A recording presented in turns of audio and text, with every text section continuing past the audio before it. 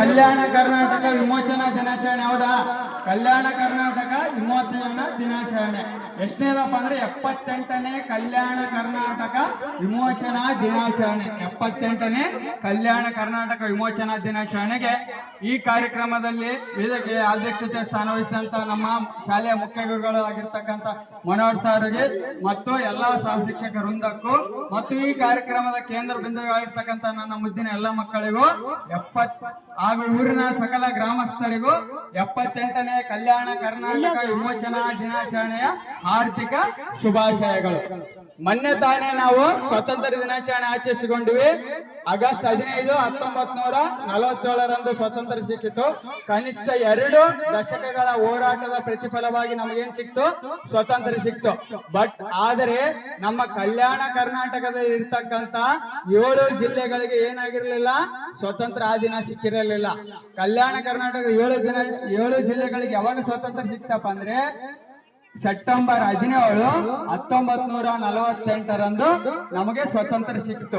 ಆ 7 ಜಿಲ್ಲೆಗಳು ಯಾವಪ್ಪ ಅಂದ್ರೆ ಬೀದರ್, ಗುಲ್ಬರ್ಗ, ಯಾದಗಿರಿ, ಕೊಪ್ಪಳ, ರಾಯಚೂರು, ಬಳ್ಳಾರಿ, ವಿಜಯನಗರ. ಈ 7 ಜಿಲ್ಲೆಗಳು ನಮ್ಮ ಕಲ್ಯಾಣ ಕರ್ನಾಟಕಕ್ಕೆ ಒಳಪಟ್ಟಿದೆ.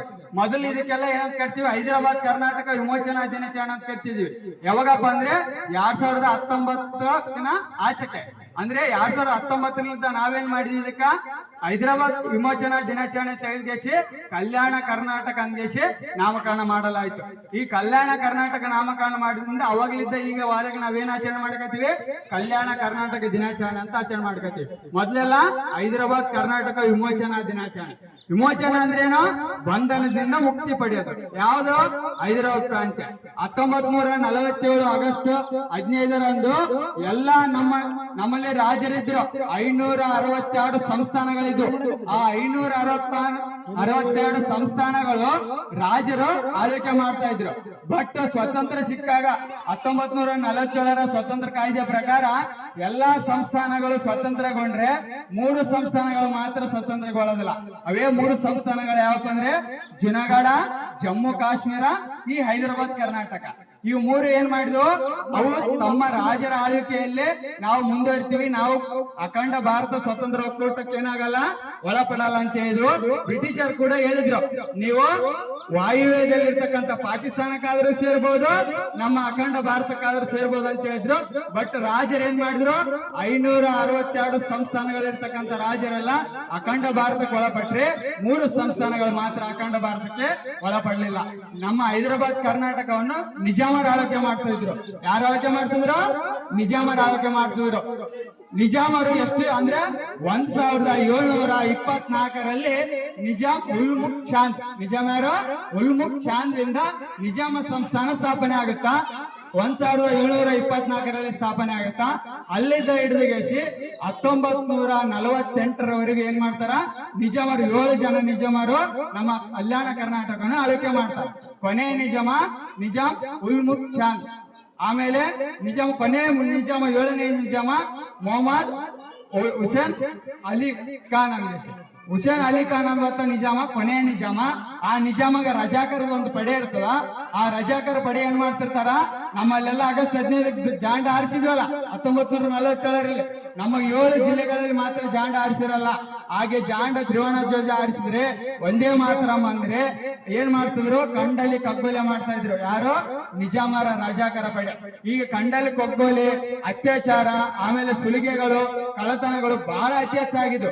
ಈಗ ಅತಿ ಹೆಚ್ಚಾದಾಗ ನಿಜಾಮ ಆಳ್ವಿಕೆಯಿಂದ ರೋಸತ್ತಂತ ಜನ ರಮಾನಂದ ತೀರ್ಥರು, ನಮ್ಮ ಭಾರತದ ಪ್ರಥಮ ಗೃಹ ಮಂತ್ರಿ ಆಗಿರ್ತಕ್ಕಂಥ ಸರ್ದಾರ್ ವಲ್ಲಭಾಯ್ ಪಟೇಲರು, ಡಾಕ್ಟರ್ BR ಅಂಬೇಡ್ಕರ್ ಅವರು, ಮತ್ತು ಮೊದಲ ಪ್ರಧಾನಮಂತ್ರಿ ಆಗಿರ್ತಕ್ಕಂಥ ಜವಾಹರ್ಲಾಲ್ ನೆಹರು ಅವರು, ಮತ್ತು ಮೊದಲ ರಾಷ್ಟ್ರಾಧ್ಯಕ್ಷರಾಗಿರ್ತಕ್ಕಂಥ ರಾಜೇಂದ್ರ ಪ್ರಸಾದ್ ಅವರು, ಇವರೆಲ್ಲರ ಒಂದು ಆಶಯದಂತೆ ನಮಗ ಸ್ವಾತಂತ್ರ್ಯ ದೊರಕದ. ಹಾಗೆ ಸ್ವಾತಂತ್ರ್ಯ ದೊರಕಬೇಕಾದ್ರೆ ನಾವು ಹೋರಾಟ ಮಾಡ್ಬೇಕಾಗುತ್ತಾ? ಆ ಹೋರಾಟಕ್ಕೆ ಸರ್ದಾರ್ ವಲ್ಲಭಾಯ್ ಪಟೇಲ್ ಅವರು ನಮ್ಮಲ್ಲಿ ಮಿಲಿಟರಿ ಕಾರ್ಯಾಚರಣೆ ಮತ್ತು ಪೊಲೀಸ್ ಕಾರ್ಯಾಚರಣೆ 2 ಕಾರ್ಯಾಚರಣೆಗಳನ್ನು ಸೆಪ್ಟೆಂಬರ್ 13ರಂದು ಸ್ಟಾರ್ಟ್ ಮಾಡ್ತಾರ. 5 ದಿನಗಳ ಕಾಲ ಕಾರ್ಯಾಚರಣೆ ನಡೀತದ. ಸೆಪ್ಟೆಂಬರ್ 13ರಿಂದ ಸ್ಟಾರ್ಟ್ ಆದಂತ ಕಾರ್ಯಾಚರಣೆ ಸೆಪ್ಟೆಂಬರ್ 17, 1948ರಂದು ಕೊನೆಗೊಳ್ತದ. ಆ ಕಾರ್ಯಾಚರಣೆಗೆ ಡಾಕ್ಟರ್ BR ಅಂಬೇಡ್ಕರ್ ಅವರು ಒಂದು ಹೆಸರಿಡ್ತಾರ, ಅದೇ ಆಪರೇಷನ್ ಪೋಲೋ. ಆಪರೇಷನ್ ಪೋಲೋ ಅಂತ ಯಾಕೆ ಹೆಸರಿಡ್ತಾರಪ್ಪ ಅಂದ್ರೆ, ನಾವೀಗ ಕ್ರಿಕೆಟ್ ಆಡ್ತೀವಲ್ಲ, ಕ್ರಿಕೆಟ್ ಗೇಮ್ ಎಷ್ಟು ಪ್ರಸಿದ್ಧಿ ಆಗೈತೆ, ಅವಾಗ ನಮ್ಮ ಹೈದರಾಬಾದ್ ಕರ್ನಾಟಕದಲ್ಲಿ ಪೋಲೋ ಅಂತಕ್ಕಂತ ಒಂದು ಗೇಮ್ ಇತ್ತು, ಕ್ರೀಡೆ ಇತ್ತು. ಆ ಕ್ರೀಡೆ ಪ್ರಸಿದ್ಧ ಇತ್ತಲ್ಲ, ಆ ಕ್ರೀಡೆ ನೆನಪಾಗಿ ಹಾಗೆ ಇರ್ಬೇಕಂದ್ರೆ ಏನ್ ಮಾಡ್ತಾರ, ಡಾಕ್ಟರ್ BR ಅಂಬೇಡ್ಕರ್ ಅವರು ಆ ಒಂದು ಆಪರೇಷನ್ಗೆ ಒಂದು ಹೆಸರಿಡ್ತಾರ, ಅದೇ ಆಪರೇಷನ್ ಪೋಲೋ. ಹೈದರಾಬಾದ್ ಕರ್ನಾಟಕ ವಿಮೋಚನಾ ದಿನಾಚರಣೆಗೆ ಹೈದರಾಬಾದ್ ಕರ್ನಾಟಕವನ್ನು ಸ್ವತಂತ್ರಗೊಳಿಸಬೇಕಂತ ಭಾರತದ ಬಿಸ್ಮಾರ್ಕ್ ಆಗಿರ್ತಕ್ಕಂಥ ಸರ್ದಾರ್ ವಲ್ಲಭಾಯ್ ಪಟೇಲ್ ಅವರು ಮಿಲಿಟರಿ ಪಡೆ, ಪೊಲೀಸ್ ಪಡೆ ಆಡನ್ನು ಕಳಿಸಿ ರಜಾಕರ ಸೈನ್ಯವನ್ನು ಮುತ್ತಿಗೆ ಹಾಕ್ತದ. 5 ದಿನಗಳ ಕಾರ್ಯಾಚರಣೆ ಹೋಗ್ತದ. ರಜಾಕರ ಪಡೆ ಎಲ್ಲಾರು ಏನ್ ಮಾಡ್ತಾರ, ದಿಕ್ಕಾಪಾಲಾಗಿ ಓಡಿ ಹೋಗ್ತಾರ. ಹಾಗೆ ದಿಕ್ಕಾಪಾಲಾಗಿ ಓಡಿ ಹೋದಾಗ ಸರ್ದಾರ್ ವಲ್ಲಭಾಯ್ ಪಟೇಲ್ ಅವರು ಎಂದು ಬರ್ತಾರ ನಮ್ಮ ಗುಲ್ಬರ್ಗಕ್ಕೆ ಅಂದ್ರೆ ಸೆಪ್ಟೆಂಬರ್ 17, 1948ರಂದು ಗುಲ್ಬರ್ಗಕ್ಕೆ ಬರ್ತಾರ. ನಮ್ಮ ಗುಲ್ಬರ್ಗದಲ್ಲಿ ದೊಡ್ಡದೊಂದು ಧ್ವಜಸ್ತಂಭ ನಿರ್ದೇಶಿಸಿ ಅವತ್ತೇ ನಮಗೆ ಧ್ವಜಾರೋಹಣ ಆಗುತ್ತಾ. ದಿನಾಂಕ ನೋಡ್ರಿ, ಸೆಪ್ಟೆಂಬರ್ 17, 1948 ಸಾಯಂಕಾಲ 4 ಗಂಟೆ. ಎಷ್ಟು? ಸಾಯಂಕಾಲ 4 ಗಂಟೆಗೆ ನಮಗೆ ಸ್ವತಂತ್ರ ಸಿಗ್ತದ.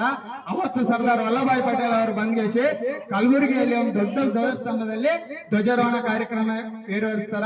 ಅವತ್ತಿನಿಂದ ನಮಗೇನಾಗುತ್ತಾ, ಸ್ವತಂತ್ರ ಸಿಗುತ್ತಂತ. ಇಷ್ಟು ಹೇಳ್ತಾ ನಾನು 2 ಮಾತುಗಳನ್ನು ಮುಗಿಸ್ತೇನೆ. ಜೈ ಹಿಂದ್, ಜೈ ಭಾರತ್.